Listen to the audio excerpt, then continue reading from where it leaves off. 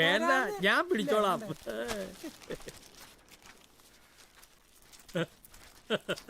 എവിടെയെങ്കിലും പോകുമ്പോ പറഞ്ഞിട്ട് പോണം, അല്ലാതെ മനുഷ്യനെ വെറുതെ തീ തീറ്റിക്കരുത്. നീ എന്താ കരുതിയേ ഞാൻ പിന്നെ കടലിൽ ചാടി ചാകാൻ പോയെന്നോ?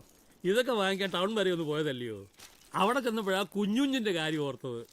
എന്റെ ഇളയ മോനില്ലയോ, സ്റ്റെബിലൈസർ കമ്പനി നടത്തുന്ന സേവിയർ, അവന്റെ കൊച്ചാ കുഞ്ഞുഞ്ഞ്. ഞങ്ങള് വലിയ കമ്പനിയാ. രഹസ്യമായിട്ട് അവനെ ഒന്ന് കാണാൻ സ്കൂൾ വരെ പോയത്, അതാ താമസിച്ചേ. വേണ്ടപ്പെട്ടവര് വന്ന് വിളിച്ചാ അവസാനം ഞങ്ങളേക്ക് ഉപേക്ഷിച്ചിട്ട് പോകുന്നറിയാം. അങ്ങനെയൊന്നും ഉണ്ടാവില്ല. പരിഷ്കാരങ്ങളുടെ ലോകത്ത് സ്നേഹത്തിന്റെ നനവൊന്നും KP കണ്ടിട്ടില്ല.